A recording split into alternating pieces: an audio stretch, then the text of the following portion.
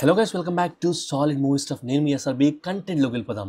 Simple గా Daaku Maharaj trailer ఎలా ఉంది అంటే, powerful mass comeback of Nandamuri Balakrishna గారు, సమసింహారెడ్డి, నరసింహనాయుడు, సింహ, లెజెండ్, డాకు మహారాజ్ ఆ కల్ట్ మూవీస్ జాబితాలో ఇది కూడా జాయిన్ అవుతుంది. సో ట్రైలర్ కట్ అయితే అంత బాగుంది. మూవీ మీద ఉన్న ఎక్స్పెక్టేషన్స్ మామూలుగా పెరగలేదు. థియేటర్ లో ఖచ్చితంగా మాస్ విజృంభణ చూస్తారు. ఇక డీటెయిల్స్ లోకి వెళ్ళిపోదాం. Detailing number 1. అసలు ఎవడరా నువ్వు అని మన డైరెక్టర్ గారు, అదే సందీప్ రాజ్ గారు అడిగితే మైకేల్ జాక్సన్ అని అంటాడు Maharaj, AK Sitaram, AK Daaku Maharaj.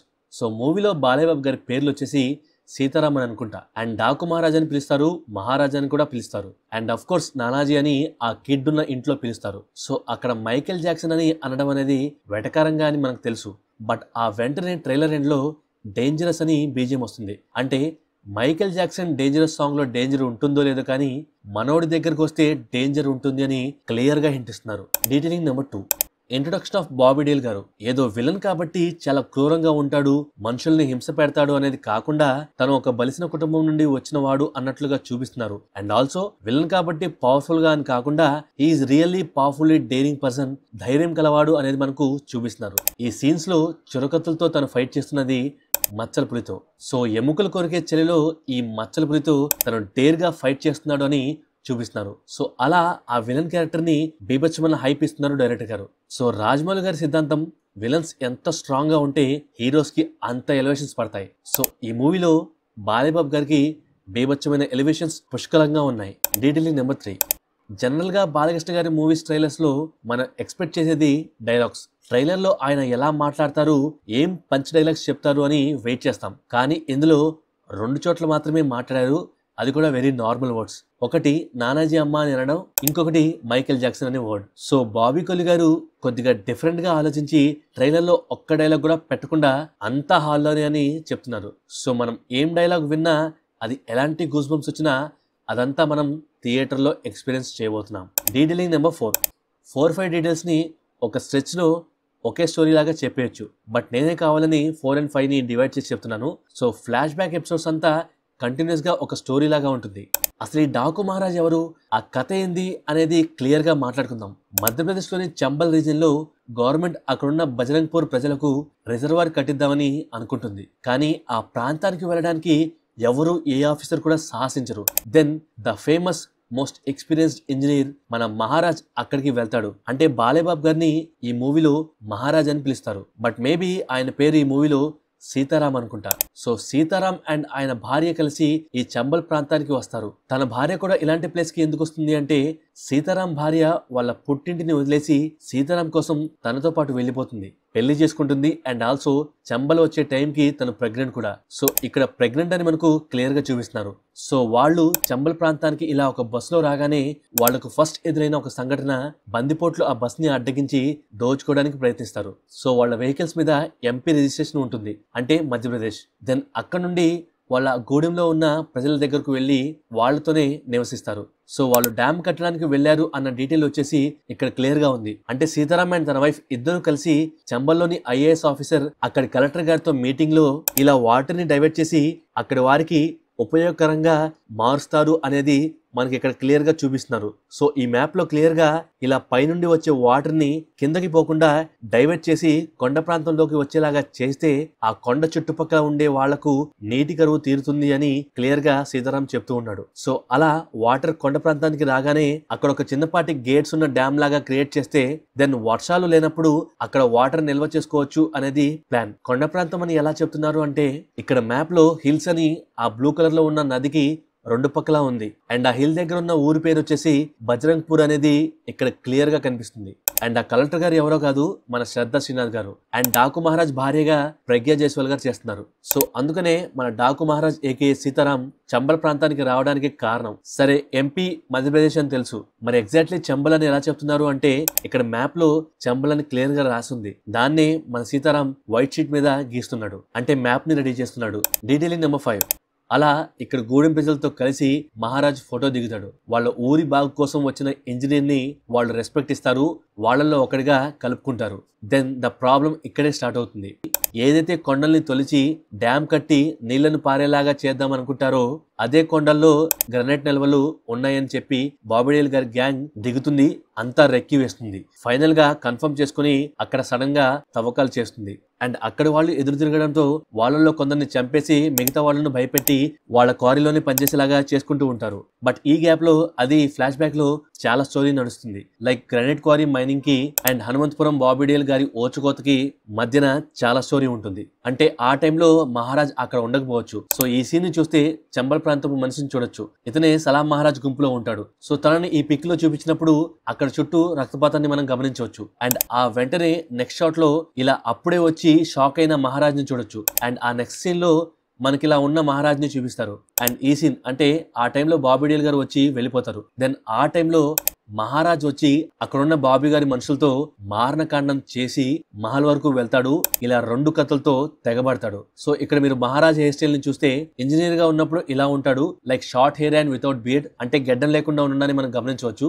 But Daaku Maharaj గా మారిన తర్వాత లాంగ్ హెయిర్, తలకు పాగా అండ్ గుబురు గడ్డంతో ఇలా ఉంటాడు. And movie present time line లో సేమ్ గడ్డం ఉంటుంది కానీ హెయిర్ షార్ట్ గా ఉంటుంది. సో బజరంగ్పూర్ గ్రామంలోని ప్రజలను బాబీ డేల్ గారు అండ్ గ్యాంగ్ దారుణాతి దారుణంగా చంపేశారని తెలిసి ఇలా తెగబడతాడు, వేటాడతాడు. దెన్ అప్పుడే ఇంజనీర్ సీతారాం గా ఉన్నతను మహారాజ్ గా మారతాడు. సో ట్రైలర్ స్టార్టింగ్ లోని నరేషన్ లో గిట్టని వాళ్ళు నచ్చని వాళ్ళు అని అనలేదు, చెడ్డవాళ్ళు ఆ మహారాజ్ ని డాకు మహారాజ్ అని పిలుస్తారు అనేది ఉంటుంది. సో డాకు అంటే అర్థం ఏంటి? బందిపోటు, గజ దొంగ అని అర్థం వస్తుంది. అంటే ప్రయాణిస్తున్న జనాలను దారి కాచి ఏదైతే ఈ సీన్ లో వెళ్తున్న బస్ ని ఆపి ఎలా అయితే దోచుకుంటారో అలా చేసే వాళ్ళను డాకు అంటారు. కానీ అక్కడి చెడ్డవాళ్ళు మహారాజ్ ని డాకు అని పిలుస్తున్నారు అంటే మహారాజ్ కూడా జనాల దగ్గర దోచుకుంటున్నాడా అంటే నో. కానీ తను డాకునే, ఎందుకంటే జనాల దగ్గర నుండి దోచుకోవడం లేదు, దోచుకునే డాకుల దగ్గర నుండి దోచుకుంటున్నాడు, జనాల ప్రాణాలను కాపాడుతున్నాడు అండ్ జనాల ప్రాణాలు తీసిన వాళ్ళ ప్రాణాలని హరిస్తున్నాడు. సో అలా అందుకనే డాకులందరూ కలిసి మహారాజ్ని డాకు మహారాజ్ అని పిలుస్తున్నారు. సో ఆ విధంగా తనకు డాకు మహారాజ్ అనే పేరు వస్తుంది. Detailing number 6. సో ప్రీవియస్ గా చెప్పిన 4 and 5 డీటెయిల్స్ లో డ్యామ్ కట్టడానికి కారణం వాటర్ ప్రాబ్లం అని చెప్పుకున్నాంగా, దానికి సంబంధించిన డీటెయిల్ వచ్చేసి ఈ పిక్ లో క్లియర్ గా కనిపిస్తుంది. ఇక్కడున్న ఒక చిన్న ఊరిలో వాటర్ కోసం 2 ట్యాంకర్స్ ని పెట్టి లైన్ లో నుంచోమని చెప్పి వాటర్ ని సప్లై చేస్తున్నారు. దానికోసం ఒక అంబాసిడర్ కార్ 3 bullets వేసుకున్న ప్రొటెక్షన్ తో ఆ వాటర్ ట్యాంకర్ ని తీసుకొచ్చారు. So water is so precious in that area, అంటే అక్కడ వాళ్లకు వాటర్ గోల్డ్ తో సమానం. మన ఏటీఎం మెషిన్స్ లో డబ్బులు వేయడానికి ప్రొటెక్షన్ తో ఎలా వస్తారో ఇక్కడ కూడా సేమ్ అలాగే ప్రొటెక్షన్ తో వచ్చి అక్కడి ఊరి వాళ్ళ కోసం నీరు అందిస్తున్నారు. Detailing number 7. ఇక్కడ ఈ సీన్ లో ఈ విలన్ ఈ టెంట్ల నుండి చూస్తున్నది వీళ్ళనే. అంటే ఒక ఊరి వాళ్ళను కొంతమందిని తీసుకొచ్చి టార్చర్ చేస్తున్నారు, కొరడాలతో కొడుతున్నారు. సో ఆ ప్లేస్ లో ఈ క్లాసిక్ కార్ వేసుకుని వచ్చింది మేబీ బాబీ డేల్ గారి బ్రదర్ క్యారెక్టర్ అవ్వచ్చు ఆర్ ఫాదర్ క్యారెక్టర్ అవ్వచ్చు. సో తనతో పాటు ప్రొటెక్షన్ కోసం 2 జీప్స్ అండ్ 7 బైక్స్ నిండా మనుషులు వచ్చారు. సో ఆ ఏరియాలో అక్కడ మోకరిల్లిన ప్రజల ఆర్తనాదాలు తప్ప మిగతా ప్లేస్ అంతా చాలా ప్రశాంతంగా ఉంది. అంటే ఎడారి ప్రాంతం కదా, నిర్మానుషంగా ఉంటుంది. దెన్ అక్కడ ఇసుక తుఫాను వచ్చింది అంటే అక్కడికి డాకు మహారాజ్ ఎంటర్ అయినట్లే అనేది మనకు టీజర్ లో క్లియర్ గా చూపించారు. సో ఆ టీజర్ బ్రేక్ డౌన్ లో కూడా మనం డీటెయిల్ గా మాట్లాడుకున్నాం. సో అలా ఇసుక తుఫాన్ వెన్నంటే తీసుకొచ్చి డాకు మహారాజ్ వాళ్ళు ఆ రౌడీ గ్యాంగ్ లోని ఒకరిని ఇలా ఈడ్చుకుంటూ వెళ్తూ ఉండొచ్చు అండ్ ఇతన్ని ఇలా మహారాజ్ చంపేస్తాడు. Detailing number 8. ట్రైలర్ స్టార్టింగ్ లో మనకు స్టోరీ నరేషన్ చెప్తున్నప్పుడు ఒక గుర్రాన్ని చూపిస్తారుగా, అది సరిగ్గా అబ్జర్వ్ చేస్తే ఒక పెన్సిల్ చెక్కిన తుక్కుతో ఆ గుర్రాన్ని చేస్తుంది మహారాజ్ భార్య. అంటే అక్కడున్న చిన్నపిల్ల కోసం ఒక పెన్సిల్ మొత్తాన్ని షార్ప్నర్ తో చెక్కేసి ఇలా గుట్టగా పోసి దాంతో గుర్రం బొమ్మను చేసిస్తుంది. దెన్ అదే గుర్రం బొమ్మ బాబీ డేల్ గారు అటాక్ చేసి ఊర్లో వాళ్ళని చంపేస్తున్నప్పుడు అది కాలిపోవడాన్ని మనం చూడొచ్చు. Detailing number 9. ఈ సీన్ లో ఇంజనీర్ సీతారాం గా ఉన్నప్పుడు తన సూట్ కేసులో ఉన్న ఐటమ్స్ ఇవి, like compass, measuring tape, wooden scales, pencils, tripods etcetera. And ఆ టేబుల్ మీద charts, T scale, drafters, markers etcetera ఉన్నాయి. సో ఇలా ఫ్లాష్ బ్యాక్ లో ఉండే సీతారాం టైటిల్ అనౌన్స్మెంట్ లో చూపించిన సేమ్ సూట్ కేస్ లాంటి బ్యాగ్ లో పెద్ద knife, mansion house 90, American branded more brand cigarettes pack, ఒక ఐరన్ కేసింగ్ తో ఉన్న లైటర్, మేకుల్ని కొట్టే ఇనుప సొత్తి, గొడ్డలికం గన్ గా ఉండే ఒక పెద్ద గన్ అండ్ దాంట్లో పట్టే బుల్లెట్స్. ఇది ఒక కంప్లీట్ చేంజ్ ఓవర్ అని చెప్పొచ్చు. అంటే అలా సాఫ్ట్ గా ఇంజనీర్ గా ఉండే సీతారాం మారిపోయాడు, అది కూడా విధ్వంసకరంగా. నిత్యం ఆ బ్యాగ్ ని తనతో పాటు తీసుకెళ్తూ గన్ వాడాల్సిన చోట గన్ను, గొడ్డలి వాడాల్సిన చోట గొడ్డలి వాడి రక్తపాతాన్ని కలిగిస్తున్నాడు. అది కూడా కేవలం తనను డాకు అని పిలిచే డాకులతో మాత్రమే. అండ్ ఇక్కడ ఇంజనీర్ చూస్తున్న ఇన్స్ట్రుమెంట్ పేరు వచ్చేసి ఆటో లెవెల్. దాని మీద కనిపిస్తున్న LAL అనే లెటర్స్ వచ్చేసి దాని బ్రాండ్. సో దాన్ని ఆటో లెవెల్ అంటారు. అంటే ల్యాండ్ ని లెవెల్ చేయడం కోసం ఆ ఇన్స్ట్రుమెంట్ ని యూజ్ చేస్తారు. లైక్ కన్స్ట్రక్షన్స్ లో ఎక్కువగా యూజ్ చేస్తారు. Detailing number 10. ఈ సీన్ లో సీతారాం మహారాజ్ గా మారిన తర్వాత అక్కడ మహల్లో వాళ్ళను రక్షించడానికి వెళ్తాడు. అండ్ మహారాజ్ కి సలాం చేస్తున్న వాళ్ళ గ్యాంగ్ ని మనం ఈ పిక్ లో చూడొచ్చు. ఈ సర్కిల్ లో ఉన్న వ్యక్తి యొక్క డాటర్ కే మహారాజ్ భార్య బొమ్మ గురించి చేసిస్తుంది. అండ్ ఆడవాళ్లు గన్స్ ఎలా కాల్చాలో శిక్షణ ఇస్తున్న మహారాజ్ ని చూడొచ్చు. అండ్ అదే టైంలో మహారాజ్ వైఫ్ ప్రెగ్నెంట్ అని చెప్పి అక్కడి హనుమంత్పూర్ వాసుల సెలబ్రేషన్స్ ని మనం చూడొచ్చు. ఆ తర్వాత ఈ సీన్ లో తన వైఫ్ ప్రెగ్నెంట్ గా ఉన్నప్పుడు తనను పొడవడానికి వచ్చినప్పుడు ఆపుతున్న సీన్ ని చూడొచ్చు. అలాగే తన కళ్ళల్లో కొద్దిగా కూడా బెరుకు లేకపోవడం మనం గమనించవచ్చు. So she is very confident. అంటే అక్కడి ఆడవాళ్ళతో పాటు తను కూడా గట్టిగా శిక్షణ పొంది ఉండొచ్చు. అంటే ఫైట్ చేసే మెలకువల్ని తను బాగా నేర్చుకుని ఉండొచ్చు. Detailing number 11. ఈ సీన్ లో హెలికాప్టర్ లో బాబీ డేల్ గారు ఒక గన్ పట్టుకుని దిగడాన్ని మనం గమనించవచ్చు. సో ఆ ప్లేస్ వచ్చేసి మధ్యప్రదేశ్ కాదు, ఇట్స్ ఏ తెలుగు స్టేట్. ఎలా చెప్తున్నాం అంటే ఇక్కడ జూమ్ చేసి చూస్తే జాగ్రత్త అని తెలుగులో ఉంది. అండ్ ఈ మూవీలో నాకు తెలిసి మూవీలో మేజర్ గా జరిగే ప్లేసెస్ వచ్చేసి ఈ డీటెయిల్ ని బట్టి MP మధ్యప్రదేశ్ లో జరుగుతుంది, నెక్స్ట్ ఒక తెలుగు స్టేట్ లో జరుగుతుంది, అండ్ ఇంకొక స్టేట్ వచ్చేసి ఆ నానాజీ కిడ్ ఉన్న స్టేట్. ఆ స్టేట్ పేరు హిమాచల్ ప్రదేశ్. అది ఈ వెహికల్ మీద క్లియర్ గా HP అని రాసింది. సో HP అంటే Himachal Pradesh. Detailing number 12. So previous detail తో ఫ్లాష్ బ్యాక్ డీటెయిల్స్ కంప్లీట్ అయ్యాయి. అండ్ ప్రెసెంట్ టైమ్ లైన్ లోకి వస్తే ఈ మూవీలో ప్రెసెంట్ టైమ్ లైన్ లో టామ్ గారు ఒక రౌడీ కాప్ గా చేస్తున్నారు. అంటే రౌడీస్ ని ఏరి పారేసే కాప్ గా అనుకోవచ్చు. భోజనం చేద్దామని కూర్చోపెట్టి ఆ సంఖ్యలు వేయడం వల్ల తినడానికి ఇబ్బంది కలిగింది అని ఆ రౌడీని లేపేసే సీన్ ని మనం ఇక్కడ చూడొచ్చు. అంటే ప్రశాంతంగా భోజనం చేయొచ్చు అనేది ఒక రీజన్ అయితే, మళ్ళీ ఇతన్ని తీసుకువెళ్లి కోర్టు గట్రా అని తిప్పుతూ టైం వేస్ట్ చేయడం ఎందుకు అనేమో అలా తను కాల్ చేస్తారు. So he is a violent police officer. Detailing number 13. Himachal Pradesh లో ఇలా ట్రైన్ దిగి నానాజీగా పేరు మార్చుకుని చిన్నారి చిన్ని కోసం ఆ ఇంట్లోకి వెళ్లి ఉంటాడు. ప్రెసెంట్ టైం లైన్ లో ఆ చిన్నారి వాళ్ళ అమ్మ మేబీ ఓరోషి గారు అనుకుంటా, ఆర్ చాందిని గారు అనుకుంటా. అంటే మన గెస్ట్ ప్రకారం ప్రజ్ఞ గారి సిస్టర్ రోల్ ఓర్వశి గారు ఆర్ చాందిని గారు చేస్తున్నారు. సో ప్రజ్ఞా జైస్వాల్ గారు ప్లే చేస్తున్న రోల్ చనిపోతే దెన్ తనకు పుట్టిన ఆడపిల్లను వాళ్ళ అమ్మమ్మ వాళ్ళ ఇంట్లో వదిలిపెట్టి వెళ్ళిపోతాడు మహారాజ్. అంటే వదిలిపెట్టమని చెప్పుండొచ్చు. అలా ఆ కిడ్ ఓర్వశి గారినో ఆర్ చాందిని గారినో అమ్మ అని అంటూ ఉండొచ్చు. అండ్ అలాగే ఓర్వశి గారు ఒక పెద్ద పోలీస్ ఆఫీసర్ అవ్వచ్చు. ఎందుకంటే ఇక్కడ సత్య గారు అండ్ ఈ గుండంకుల్ గారు కూడా పోలీస్ ఆఫీసర్సే. అండ్ ఓర్వశి గారు చెప్తున్న ఇన్స్ట్రక్షన్స్ వింటున్నారు. అండ్ ఈ సీన్ లో జీవన్ కుమార్ గారు పోలీస్ ఆఫీసర్ గా both are same, both are not same అనే డైలాగ్స్ ని మనకు ఫన్ వచ్చే విధంగా చెప్తున్నారు. సో పోలీస్ ఆఫీసర్ ఇల్లు కాబట్టి ఆ ఫ్యామిలీ అండర్ ప్రొటెక్షన్ లో ఉన్నారా, ఆర్ ఆ కిడ్ మీద అటాక్ జరిగింది అని గవర్నమెంట్ వాళ్ళు ప్రొటెక్షన్ ఇవ్వచ్చు. అందుకనే వాళ్ళ ఇంటికి పోలీసులు వస్తారు. డాకు మహారాజ్ ని చూసిన తర్వాత ఇతన్ని ఎక్కడో చూశాను అన్న ఫీలింగ్ జీవన్ కుమార్ గారికి వస్తుంది. Detailing number 14.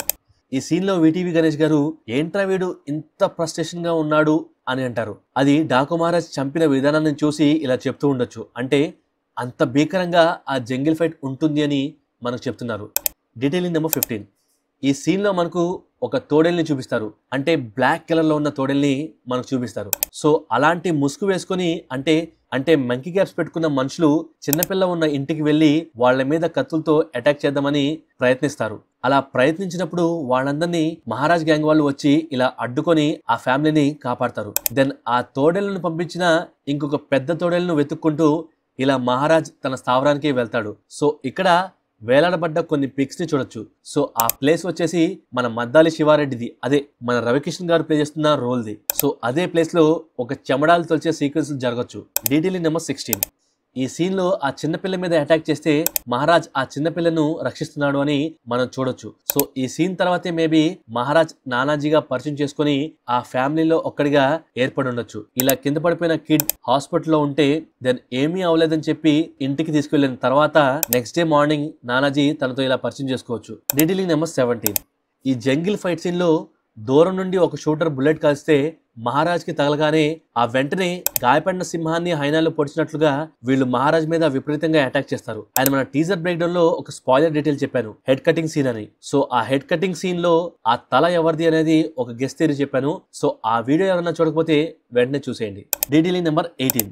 ఈ పిక్ ని బట్టి మన మహారాజ్ వాళ్ళ వైఫ్ చనిపోతే వాళ్ళ చేతికి నిప్పంటించిన తర్వాత ఆ వ్యాన్ లో మహారాజ్ ని తీసుకువెళ్తున్నారు అని అనుకోవచ్చు. అందుకనే తను రిలీజ్ అవ్వగానే తన కోసం మకరంద్ దేశపాండే గారు వచ్చి మహారాజ్ వాడే సూట్ కేస్ ని ఇస్తారు. అండ్ తన కూతురు ఎలా ఉంది అని అడిగిన తర్వాత తన కూతురు వద్దకు వెళ్లాలని ఫిక్స్ అయ్యి అలా హిమాచల్ ప్రదేశ్ ట్రైన్ పట్టుకుని అక్కడికి వెళ్తారు. సో ఈ పిక్ లో ప్రీవియస్ డీటెయిల్స్ లో మాట్లాడుకున్న విధంగా బాబీ డీల్ గారు హెలికాప్టర్ వేసుకుని వచ్చిన ప్లేస్ వచ్చేసి తెలుగు స్టేట్స్ అని అనుకున్నాగా. సో డాకు మహారాజ్ ని మధ్యప్రదేశ్ సెంట్రల్ జైల్లో నుండి హైదరాబాద్ సెంట్రల్ జైల్లోకి మార్చి ఆర్ అనుకోని కారణంగా అలా ప్రిజనర్స్ ని మార్చాల్సి వచ్చి హైదరాబాద్ లో పెడితే అక్కడ చంపేద్దామని బాబీ డీల్ గారు అనుకోవచ్చు. అందుకనే తనతో ఏకంగా గన్ని కూడా తీసుకొస్తారు. సో అక్కడే మనం ఒక పోలీస్ ఆఫీసర్ టీ తాగడాన్ని గమనించవచ్చు. సో ప్రిజన్ నుండి బయటకు వస్తాడు అని చెప్పు ఆర్ ప్రిజన్ లో వేసేద్దామని చెప్పు తన కోసం బాబీ డీల్ గారు ఇలా హెలికాప్టర్ లో రావచ్చు. సో ఓవరాల్ గా ఈ మూవీలో నందమూరి బాలకృష్ణ గారి విజృంభణ చూస్తాం. స్టోరీ అనేది నార్మల్ గానే ఉంటుంది. స్టోరీలో వచ్చే గూస్ బంప్స్ అనేది నెక్స్ట్ లెవెల్లో ఉంటుంది. నాగవంశీ గారు చాలా క్లియర్గా మూవీ ఇంటర్వెల్ బ్యాంగ్ మామూలుగా ఉండదు అండ్ సెకండ్ హాఫ్లో ఒక సీన్ అయితే నెక్స్ట్ లెవెల్లో ఉంటుందని చెప్తున్నారు. అండ్ తమన్ గారు బాలకృష్ణ గారికి బీజిఎం కొట్టాలి అంటే గాడ్ మోడ్లోకి వెళ్ళిపోతారు అని వచ్చేమో. అంటే ఆ లెవెల్లో నెక్స్ట్ లెవెల్ బీజిఎం కొట్టారు ఆయన. సో మూవీలో కూడా బాగా కొట్టారని ఆయన చెప్తున్నారు. అండ్ ఈ డీటెయిల్స్ నచ్చితే సబ్స్క్రైబ్ చేయమావా. సీజనల్ చేంజ్ వల్ల జ్వరం, దగ్గు, జలుబు, తలనొప్పి, ఒళ్ళు నొప్పులు, ముఖ్యంగా కళ్ళు మంటలు, ఫోన్ కాదు కదా కళ్ళు తెరిచినా కళ్ళు మండుతున్నాయి, ఇలా అన్నీ వచ్చి ఒకేసారి మీద పడ్డాయి. నాకే కాదు మా ఊర్లో చాలా మందికి ఇలా వైరల్ ఫీవర్స్ వస్తున్నాయంట. బట్ ప్రాపర్ మెడికేషన్ తీసుకుంటే ఈజీగా తగ్గిపోతుంది. నేను మార్నింగే తీసుకున్నాను. సో నేను ఇబ్బంది పడ్డాను, మీరు పడకూడదని చెప్తున్నాను. మ్యాక్స్ కోల్డ్ వాటర్ అవాయిడ్ చేసి హాట్ డ్రింక్స్ తాగండి, హెల్దీ ఫ్రూట్స్ ఎక్కువగా కన్స్యూమ్ చేయండి, స్టే హెల్దీ. అంటే హెల్దీగా ఉంటుంది కదా మన వీడియోస్ చూడగలరు మావాస్. అండ్ సబ్స్క్రైబ్ చేసి లైక్ కొట్టండి మావా. Thank you. Love you all.